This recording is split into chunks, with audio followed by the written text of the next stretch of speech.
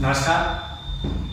आज हम लोग योग निद्रा के महत्व को जानने की कोशिश करते हैं कि हमारे योग शास्त्र में योग निद्रा का क्या अभ्यास किया जाए, कैसे अभ्यास किया जाए कि हमारे लाइफ में योग निद्रा का आमूल परिवर्तन करने का महत्वपूर्ण योगदान मिले।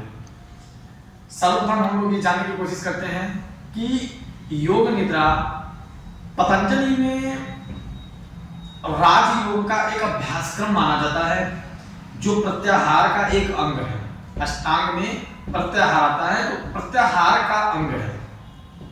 योग निद्रा का महत्व यौगिक जीवन के साथ साथ हमारे दैनिक जीवन में भी बहुत महत्वपूर्ण भूमिका अदा करता है।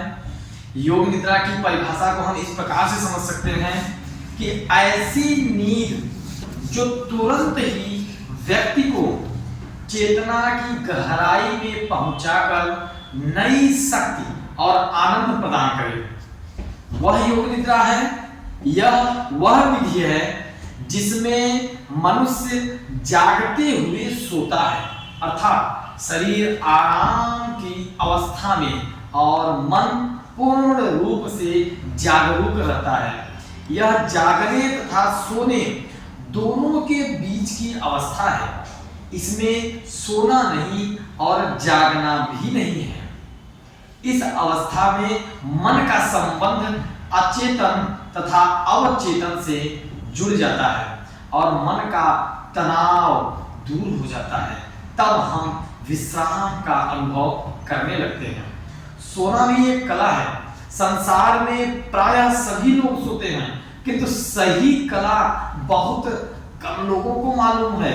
अतः वे विश्राम में नहीं जा पाते हैं। वे जीवन की सभी चिंताओं को, समस्याओं का बोझ लिए बिस्तर पर जाते हैं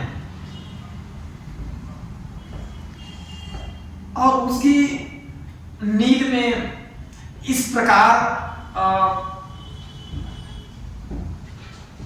मन में तमाम प्रकार की उलझनों को लेते हुए विभिन्न दृश्यों तथा रूपों को स्वप्न के रूप में बनाकर उभारना शुरू करते हैं, जिसकी वजह से नींद में खलबली मच जाती है। इस प्रकार नींद में उनका शरीर तो निष्क्रिय रहता है, परंतु मानसिक तनावों के कारण उनकी शारीरिक थकान पूरी तरह दूर नहीं हो पाती है। साधारण आदमी के लिए 6 घंटे का नींद पर्याप्त है और योग निद्रा का 1 घंटे का अभ्यास रात्रि के 4 घंटे नींद के बराबर होता है। ध्यान समझने की कोशिश करिएगा। योग निद्रा का 1 घंटा का अभ्यास हमारे रात्रि के 4 घंटे के नींद के बराबर होता है। योग निद्रा वस्तुतः प्रत्याहार की स्थिति है। योग निद्रा में मन शुद्ध होकर आंतरिक चेतना के संपर्क में आ जाता है। योग निद्रा में दिए गए निर्देश व्यक्ति के जीवन को बदल दे सकते हैं, क्योंकि उस अवस्था में हमारा अंतर्मन जाग जाता है। प्रत्येक क्षेत्र में योग निद्रा द्वारा ग्रहणशीलता एवं विकास का पूर्ण मार्ग खुलता है। वैज्ञानिकों ने इसे कई असाध्य रोगों की चिकित्सा के लिए भी उपयोगी योग माना है। योग निद्रा का प्रभाव किसी भी व्यक्ति के जीवन को सुनियोजित एवं आनंददायी बना सकता है।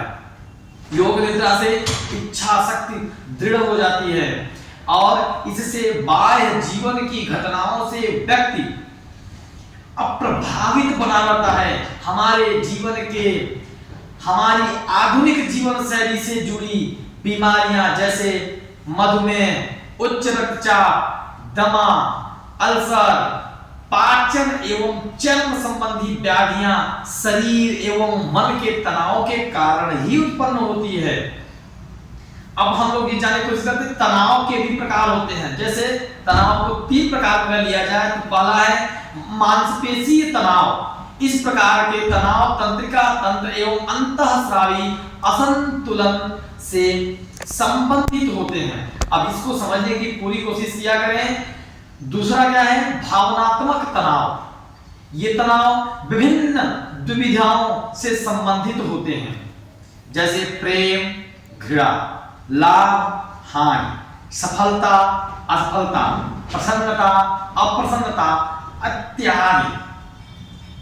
एक और आगे बढ़ते हैं हम लोग। मानसिक तनाव। इन तनावों का कारण अत्यधिक मानसिक क्रियाशीलता है। वास्तव में हमारा मन दिवा स्वप्नों, भ्रांतियों एवं उतार चढ़ाव से भरा एक चक्र है, जो शरीर, मन एवं प्रतिक्रियाओं पर अपना प्रभाव डालता है। जब कोई व्यक्ति तनाव में रहता है तो उसका व्यवहार अप्राकृतिक हो जाता है, अमूमन देखने को मिलता रहता है।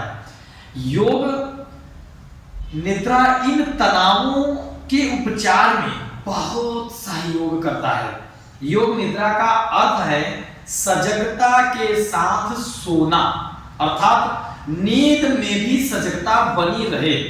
वस्तुतः यह मन की जागृत और सुसुप्ति के बीच की एक अवस्था है, जहां नींद में भी आदमी का चेतन मन कार्यरत रहता है। साधारण योग निद्रा के अभ्यास से मानव मन की गहराइयों में प्रवेश किया जा सकता है। मनुष्य का अवचेतन मन एक आज्ञाकारी शिष्य की भांति है। उसे जो आज्ञा दी जाती है वह उसे तुरंत करने का तत्पर रहता है। योग निद्रा वस्तुतः एक तांत्रिक अभ्यास की साधना कह सकते हैं, तात्कालिक रिजल्ट, जहां मन को वश में करने का प्रयास ही हमारा प्रमुख उद्देश्य होता है। इसको अलग तरीके से न ले जाएंगे, इसके बारे में हम लोग चर्चा करेंगे। सम्मोहन से मत जोड़िएगा इसको, सम्मोहन अलग अलग चीज रहती है, ये अलग है। बाद में उसकी चर्चा हम लोग करेंगे कि योग निद्रा और सम्मोहन में क्या अंतर है। अभी हमारा ये लाइन कि मन को वश में करने का प्रयास ही हमारा प्रमुख उद्देश्य होता है। मन की प्रत्येक साधना में अवचेतन की साधना आवश्यक है। इस अवचेतन को हमारे शास्त्रों में विष्णु भगवान कहा गया है। परंतु यह स्मरण रखें कि योग निद्रा चित्त को एकाग्र करने का अभ्यास नहीं है। संकल्प मन के शांत होने पर ही किया जा सकता है। जागृत मन में यह संभव नहीं है। लोग केवल बौद्धिक संकल्पों को जीवन का आधार बनाते हैं, इसीलिए वे सफल नहीं हो पाते हैं। हमारा संकल्प यदि अवचेतन मन में प्रवेश कर जाए तो वह मन को सफलता के लिए पूर्णतः तैयार करने लगता है।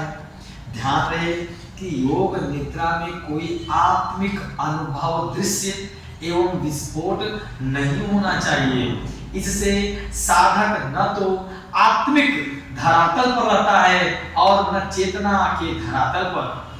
यह साधना वस्तुतः चेतन और अवचेतन के मध्य का प्रवेश द्वार है। यह भी ध्यान रखना चाहिए कि सम्मोहन और योग निद्रा, जो पीछे हम चर्चा किए थे, सम्मोहन योग निद्रा में बहुत अंतर है। योग निद्रा व्यक्ति को उस दिशा में ले जाती है जो सम्मोहन की दिशा से बिल्कुल भिन्न है। योग निद्रा में पूरे अभ्यास में यह निर्देश दिया जाता है कि सोना नहीं है, क्योंकि योग निद्रा में मन की आवश्यकता बहुत आवश्यक है। योग निद्रा में मस्तिष्क पूर्णतः जागृत रहता है। आगे हम लोग चर्चा कर रहे हैं योग निद्रा और सम्मोहन में क्यों अंतर बताया गया है। योग निद्रा और सम्मोहन में अंतर क्या होता है, ये भी हम लोग जानने की कोशिश करते हैं। योग निद्रा के अनुसार शरीर में शक्ति का स्रोत प्रवाहित करने वाली 3 नाड़ियां हैं। इनके नाम है इड़ा, पिंगला और सुषुम्ना। इड़ा मन से संबंधित है, पिंगला जीवन शक्ति प्रदान करती है और सुषुम्ना का संबंध आत्मिक शांति से है। इड़ा पिंगला मनुष्य को जन्म से लेकर मृत्यु तक मस्तिष्क की प्रत्येक संवेदना का परिचय कराती है। यदि इड़ा और पिंगला दोनों को प्रत्याहार द्वारा बंद कर दें तो मस्तिष्क विचार शून्य हो जाएगा। यह सम्मोहन की अवस्था है, लेकिन उस समय यदि सुषुम्ना को जागृत कर लिया जाए तो इड़ा पिंगला के निष्क्रिय हो जाने के बाद भी नाड़ी मंडल अपना कार्य करता रहता है और सुषुम्ना उससे आवश्यक शक्ति भरकर मस्तिष्क को उत्प्रेरित करती रहती है। सम्मोहन में हमारे मस्तिष्क को शक्ति देने वाली नाड़ियां इड़ा पिंगला है। सम्मोहन में उन्हें मस्तिष्क से अलग कर दिया जाता है, लेकिन योग निद्रा की मुख्य नाड़ी सुषुम्ना है जो मस्तिष्क को पूर्णतः कार्यशील बनाए रखती है, जबकि सम्मोहन की अवस्था में मस्तिष्क शून्य हो जाता है। योग निद्रा ब्रेन वॉशिंग नहीं है। अब मुख्य अंतर समझने की कोशिश करिएगा। योग निद्रा ब्रेन वॉशिंग नहीं है, यह मस्तिष्क का संशोधन करना है, न कि ब्रेन को वॉश करना। योग निद्रा में मन का विश्राम ही शरीर का विश्राम माना गया है। योग निद्रा को नींद रहित निद्रा की भी संज्ञा दी गई है।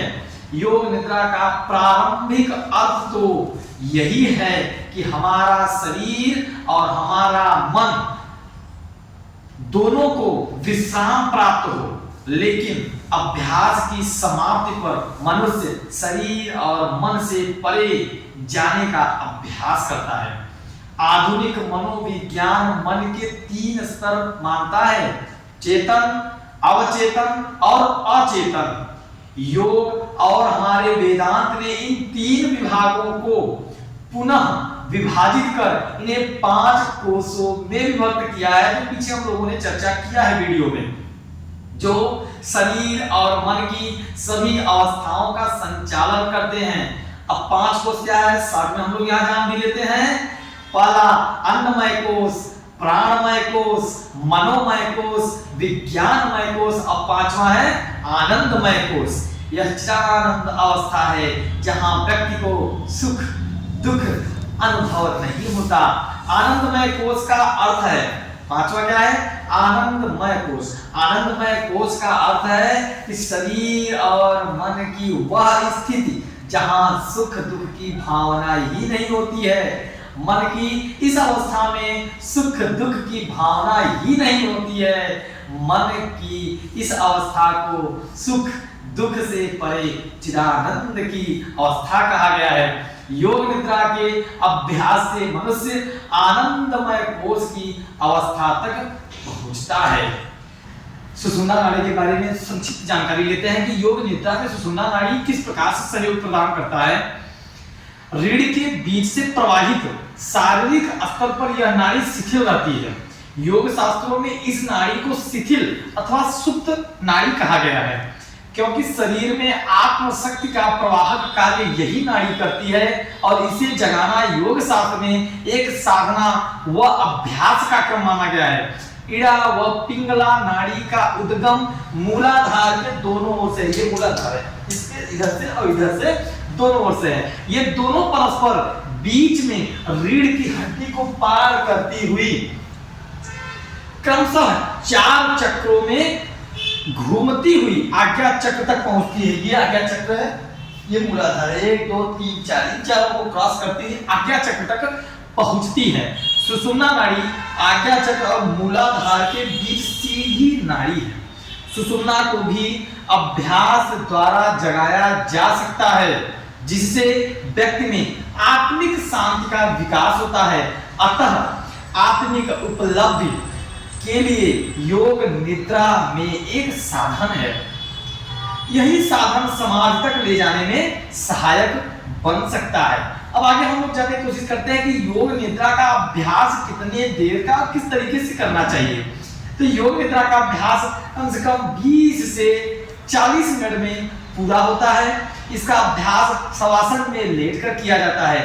रीढ़ की हड्डी सीधी, दोनों हाथ शरीर के बगल में, हथेलियां ऊपर की ओर खुली रखकर, हाथ कमर के बगल में 1 फीट दूर, जिससे शरीर से उनका स्पर्श न हो, आंखें बंद रहें, श्वास प्रक्रिया के प्रति जागरूक रहते हुए श्वास के दौरान 27 से 1 तक उल्टा गिनते रहें। शारीरिक सजगता, श्वास, आंतरिक धारणा, संकल्प, चेतना को घुमाने का अभ्यास आदि करके योग निद्रा की जाती है। साथ ही कई प्रकार से सकारात्मक शब्दों को महसूस करके अंतरंग और बहिरंग अंगों को निहार के भी योग निद्रा को किया जाता है। इस प्रकार करके संपूर्ण शारीरिक और मानसिक लाभ प्राप्त कर सकते हैं। नमस्कार।